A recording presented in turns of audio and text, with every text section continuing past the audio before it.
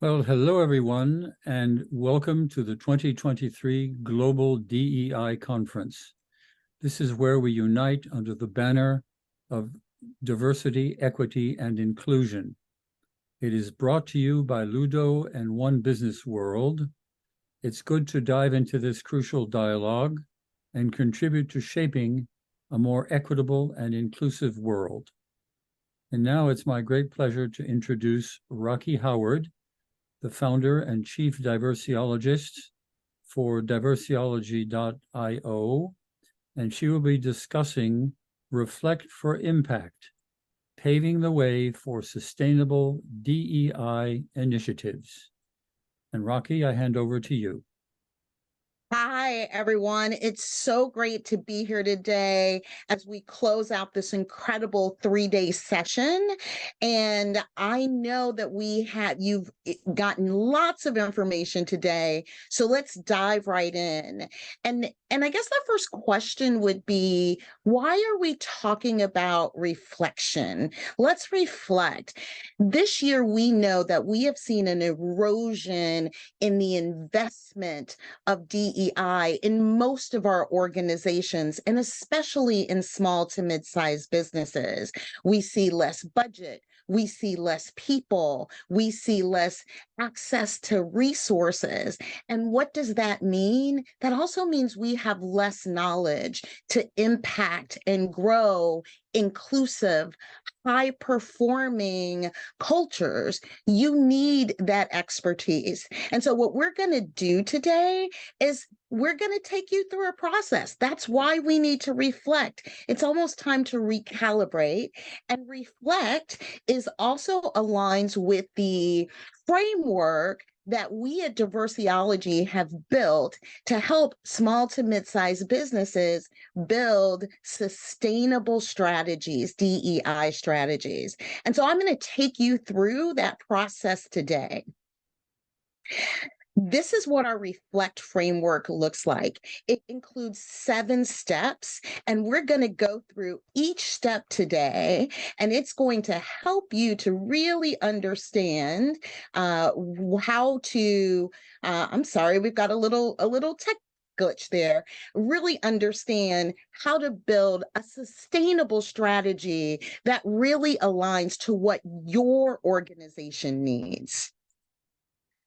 So we're going to start with step 1, which is review your DEI why. Why is this important? Why is DEI important to your organization? What does it mean? What are your key motivators? When we don't answer those questions, we find ourselves struggling. We find ourselves struggling to integrate DEI fully into our organization's DNA. We find ourselves constantly having to prove the business case for DEI. Does that sound familiar? Are you constantly being asked, why are we doing this? So we really need to start by doing due diligence at the beginning. You need to help your organization understand what are the right key motivators, not in general, but very specific for your organization. What are the business imperatives? Business imperatives really mean that you are tying DEI and you understand why it's critical to driving innovation, profit, performance, innovation, product, market share. Those are business imperatives. And then there's the human imperatives. How are we making our cultures that people among the multiple dimensions of diversity feel comfortable working in?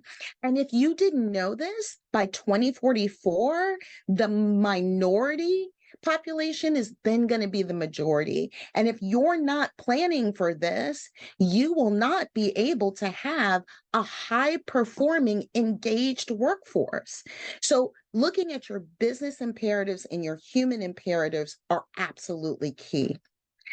When you think about your DEI why, how does DEI align to your core values? I hope that those core values in your organization are not just something that looks pretty and sits on a wall.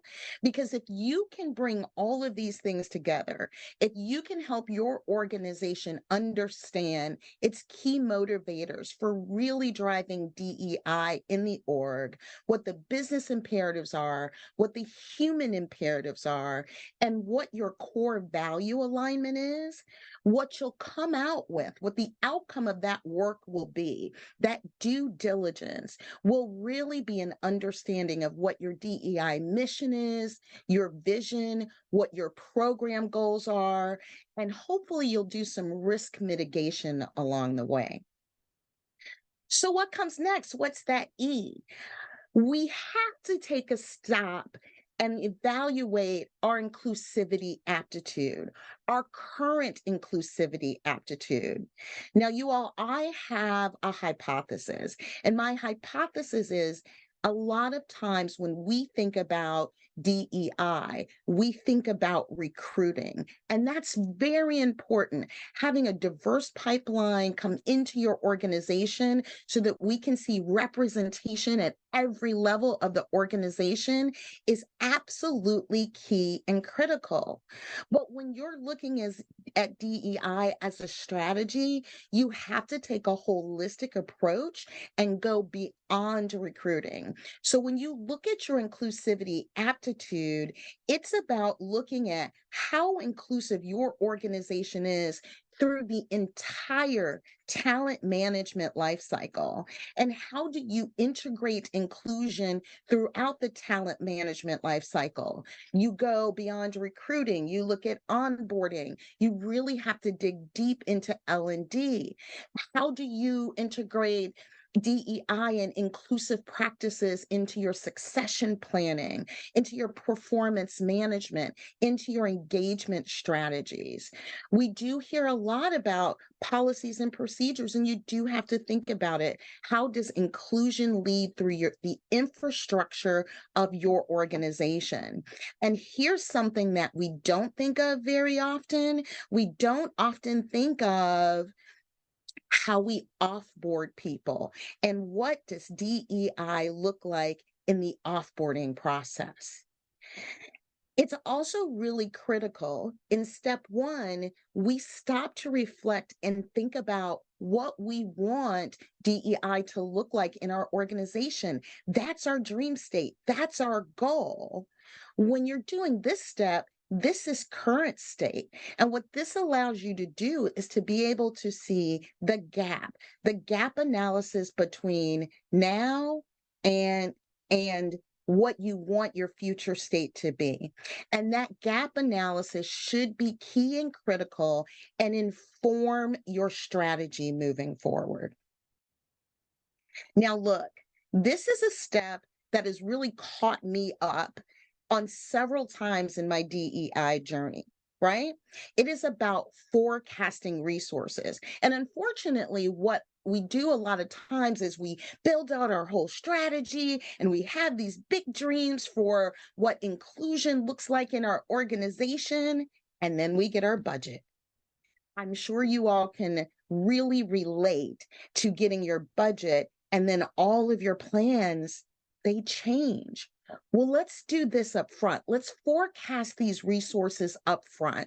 And I want you to be realistic. I'm the ultimate optimist, but this is not the time to be optimistic. This is the time to be realistic, because taking the time to set this stage makes sure ensures that you build a realistic strategy. Look, I've done this where I have built incredible strategies and then understand that I don't have the time, the people, the budget, the tech to be able to execute it. So consider all of the resources required, consider what external resources you can gauge, consider all of the resources that you need before you do your strategy. And this step, you'll come out with a complete list of committed resources. And this really sets the stage for doing your layout, the L in reflect, for lasting change. Crafting an effective DEI strategy really takes a disciplined approach. And I want you to know that when you take this disciplined approach, it is worth the time and the investment. A lot of times we run off and we want to do all things DEI. You cannot do that effectively. And even when you start with that energy, it's really tough to sustain that. So I want you to start by really understanding what's all the acronyms. What's D, E, I, B, J, A? And if we have a minute, I'll share those with you. Because if you don't understand those, then you don't understand what are going to be your key focus areas and what should be included in your strategy. So identify those focus areas right from the start. And then when you identify your focus areas, you have to take them a step beyond. So if you decide that the D, the representation, is really important to you, what areas of dimensions of diversity are you going to focus on? What does that mean in your organization?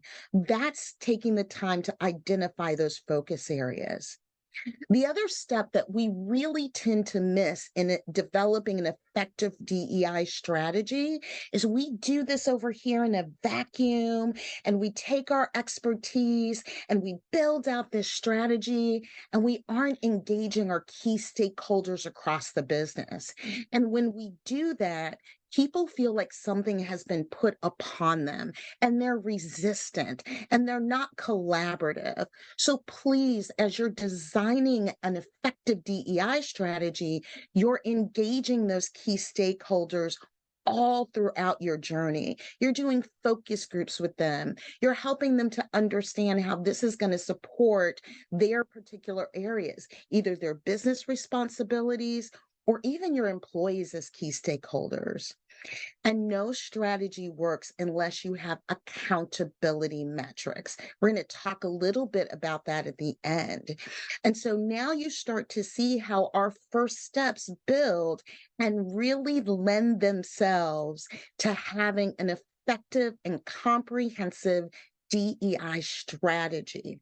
You've reflected, you know your business imperatives, your human imperatives, you understand the current state, you're clear on what resources you have, and you take all of that pre-work and now integrate it into a comprehensive DEI strategy, a thoughtful one that you have taken a disciplined approach to crafting, and one where you have engaged all of your key stakeholders. You could do all of that, but if you don't execute with excellence, you're not going to have the impact you want, which is ultimately about building an inclusive and engaged and high performing culture. And a big piece of this is developing your communication plan. You've done all the work. You have this incredible strategy. How are you communicating it? How do people know? How do people know their role in helping you to execute? Again, I have a hypothesis. Everyone in your organization owns DEI, but the challenge is we don't often tell them. We don't tell them what we're doing. We don't tell them our expectations around how they support, how it aligns to their work, how it aligns to their performance. So your communication strategy is key. And it shouldn't just be a launch communication plan, it should be a continuous communication plan. Going back to your stakeholders, have you identified a training strategy? Do they understand their role in this? Have you taught them the language? Have you taught them the importance? You cannot just do anti-bias and discrimination training one time a year and expect to have significant impact on your culture. And make sure as you're doing this, you've developed mechanisms for continuously reporting progress. The outcome of this step is your DEI project plan. So in the last step, you developed your strategy. This is your action plan. And what happens once you execute? Well, once you execute, it's key to do connect and collect. And this is all about harnessing feedback for impact. Now, let me tell you, asking for feedback, if you've not created a psychologically safe environment, will not work. So, priority number one is creating psychologically safe environments where everyone feels like they can give you constructive feedback. You have to do this, right? And you want to create multiple feedback channels. People communicate differently. So you want to think about all of the ways. Is it spot surveys? Is it ingrained into your annual employee engagement survey? Are you asking questions? Are you doing office hours? Are you doing one-on-ones with people? Are you giving them anonymous feedback ways? You need to create multiple feedback channels so that you can understand, is your project plan delivering and allowing you to execute your strategy with the excellence that you expected. And please objectively analyze that feedback. Recognize confirmation bias. Don't just look for the good, look for the construction, the constructive feedback, and take those as valuable lessons learned for calibrating progress. And look, none of this works unless you come back to test your impact. If you're not having impact, then what's it all about? And so we all know that you measure what matters. And so we have to measure success for real change. Now, again, this is one of those times where you need to think in the beginning, because a lot of times we say, well, we'll be able to tell you this and tell you that. And here's what our data is going to show. And then we go, uh-oh, how am I going to do that? So you need to look at identifying practical data that's aligned with what your organization's technology actually allows you to report. And then establish those key KPIs that allow you to be able to consistently show, here's how we're moving the needle, here's how we're having positive impact, and here's how that positive impact aligns with the data, that how our data aligns with our program goals, our overall strategy, and how we're actually impacting positively our business imperatives and our human imperatives. So these metrics and the data is what we need to actually power our progress. Okay. And so this is our Diversiology Reflect model. It is simple, but when you consistently and thoroughly go through each one of these steps, what you will find is you now have a framework for having not only a great, sexy, dazzling DEI strategy, but one that is built for sustainability, one where you are really crafting a culture that is engaged and inclusive and high performing. And a few other things that you want to take note of: this diversity, equity, inclusion, belonging, justice, and accessibility are all part of the equation. Take some time to really understand this kind of alphabet soup that we all lump together, and take some time to understand what that means in your organization. And let me give you an example. Maybe justice is really important to you, and you want to be outspoken when you see injustices in the world. Maybe your CEO is one that wants to be out there talking about, anything that they see in the news, and they want to be an advocate. But maybe your organization doesn't. And you should make those things clear in advance so that you can integrate that into your strategy and into your project plan. And before I hand it back over to our host, in case we have any questions, the other thing that I really want to talk about here is when we think about diversity, we've now skinnied that down and it's become, oh, it's about race, it's about sexual orientation, it's about gender. I love this Corn Fairy Dimensions of Diversity model. Please recognize and please consider when you're looking at your strategy, when you're looking at what you want to include in your organization in terms of dimensions of diversity, it's much wider than race and gender and sexual orientation. It's about learning styles, it's about cognitive ability, right? It's about work style. If you're a global company, it could be, I feel like the stepchild because I don't work in the core location. We think about education and how that impacts representation in our organization. We think about cultural alignment, skills and talents, tenure. There's all types of what, even introversion and extroversion. So please make sure to come out of the traditional thought processes of race and gender and potentially sexual orientation, and to really get to that engaged, high performing culture, expand your perception of dimensions of diversity model. So I'm going to take a pause there. I've moved really quickly to make sure that we stay on time today.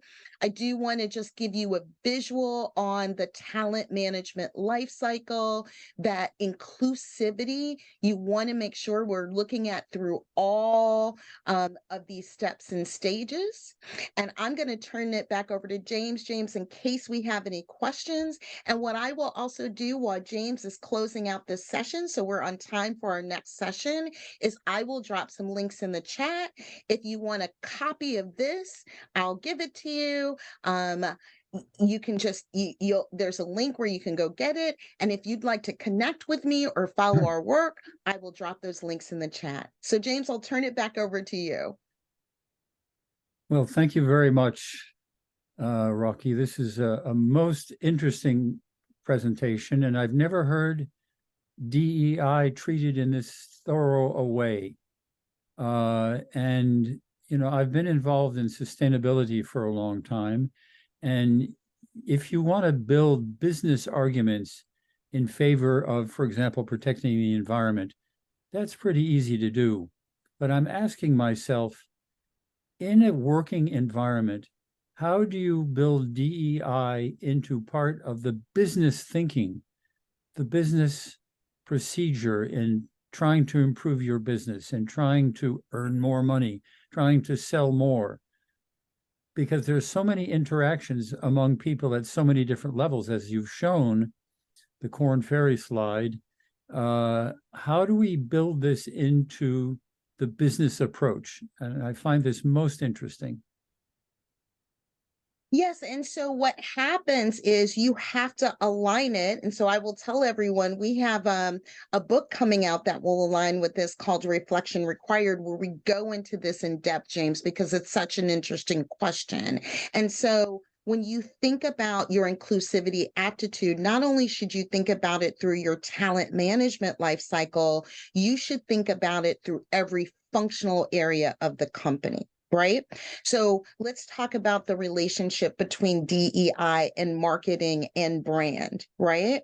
And understanding, depending on what your company does and how it shows up, you should craft something that is not a one size fits all, but a clear understanding about how marketing, how branding brings into consideration in every piece of content those DEI focus areas that you've considered.